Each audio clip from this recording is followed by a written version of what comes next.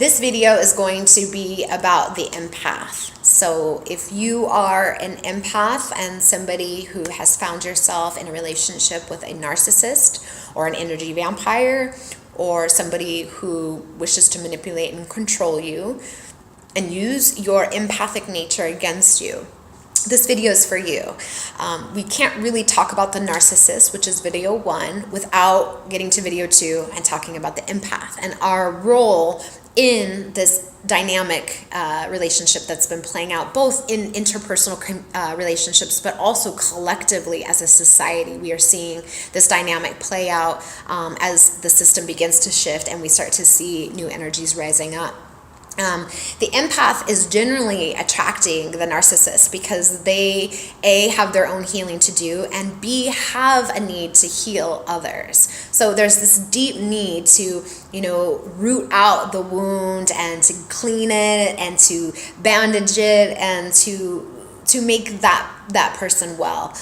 That is the root and the center generally of why the empath is engaging in this relationship.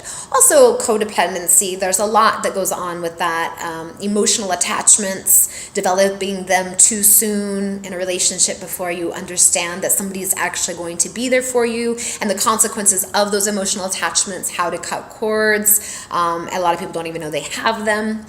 So it's really good for us to talk about these things to maybe stop a woman before she gets to that place of creating an emotional attachment or creating a bond with somebody that could end their lives or could end up, costing them years of their lives. I think one of the biggest reasons why empaths stay with narcissists after they, have abused them, called them names, abandoned them, ghosted, blocked, silenced them, is because, again, this deep need for healing, this deep need for connection, this deep need for communion. And that gift is then used against you, so then you become too emotional for the narcissist. You become too needy for the narcissist. You become too demanding or unwilling to play the game, essentially. It's hard for the empath to always acknowledge what's happening because they don't always have a strong sense of boundaries. So one of the things that I have found in my own path and my own journey is that creating really strong boundaries and then really holding to them is probably the best advice that I can give, because I know that in the times when I fell back into a narcissist trap, it was because I had allowed them to cross my own boundaries or to do something to me that I would never do, a deal breaker, but I would go back. And then once the narcissist sees this pattern, then of course they know that you're more susceptible to their drama, to their game, and that you will maybe play this more push-pull dynamic with them if they push. Empaths will always put the narcissist first. They'll put their needs first, their feelings first. So when they call something out and the narcissist immediately turns it around on them, then empath will generally take that on. They'll take it and be like, oh, it was me. I shouldn't have said anything. I shouldn't have stirred the pot. You're right. I was wrong. Of course I didn't see it that way. And then what that does to us as empaths is it teaches us to not be able to trust ourselves. So it creates a doubt within our own intuition. For women, our intuition is our compass. It's how we navigate the world. It's how we discern between the paths that are really for us and the ones that aren't serving. And for someone to make you question that or doubt that, or to intentionally or maliciously mislead you from your truth, that kind of behavior is atrocious. That kind of behavior is very unsettling to the soul. And so then it begins this mistrust, this self-doubt, this lack of confidence in self starts to show up over time. And then things in reality start to reflect that. And then you start to believe that you're no good or that you're not good enough, when in fact you were always good enough and you were always better than. And that's why the narcissist had to attack and to compete and to kind of pull that energy away from you.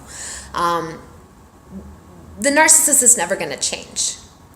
That's the part that's hardest, because you think after 4 or 5 years, or maybe that 6th year, you're gonna see that that's the year that they're gonna decide that they're done playing the games, they're ready to grow up, they're ready to stop being a liar or a cheat. They're gonna mature into a man or a woman. And the truth of the matter is that if you keep coming back to that person and they don't ever change, everything's the same.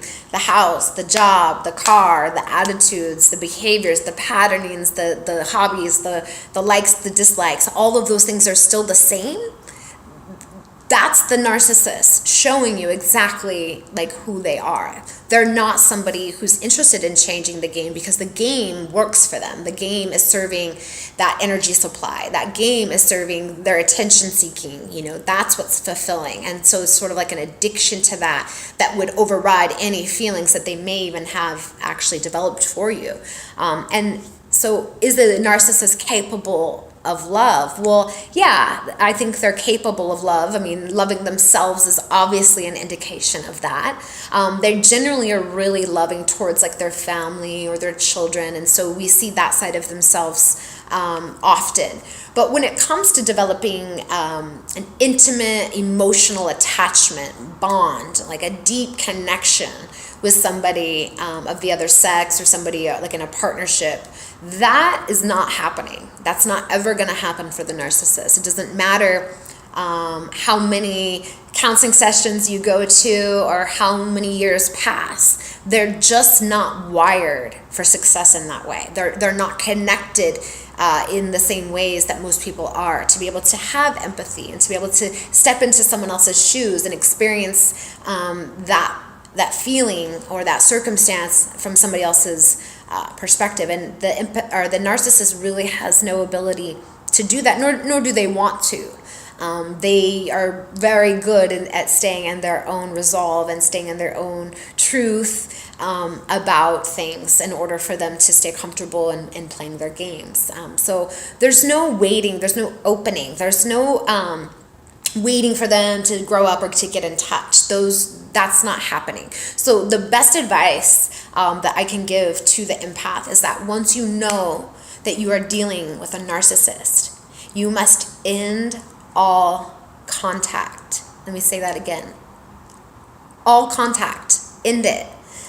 No phone calls, no visits, no emails, no socials, no interactions between friends, families, reaching out, dropping hints, subliminal messages, none of it. It's over. Because if you don't decide it, it won't be over. The narcissist will always show up at some point to see if they can still get that supply. They're going to want to see if they still have control. They want to see if they can still get in there and get that. It's like this game. So the best advice I can give you is to create no opening, to make sure there's no contact. Because if you give them contact, if you create an opening, they will come in, they will come back, they'll say what they need to say to get in, to get their supply, and yes, get out. Because that's what they do. That's their pattern. So I wanted to talk directly to the empath for a moment, because I felt like we're not just blaming one person. We're not just, putting all of the shame and guilt onto that person, although they deserve a lot of that. But also really taking accountability to look and see, why is it that I attracted this person? Why is it that this person, I allowed them to get away with so much? Why was this person capable of maneuvering through my life in ways that others were not? And that smooth, sneaky player, lying, charming, romantic guy in the beginning is not the same guy as you think that he is. So if you don't know his friends, if you don't know his family, his children, you don't know people from work, you're not an important part of their lives. If you have not been included on one of the weekend trips, that actually doesn't mean anything. You haven't been left out.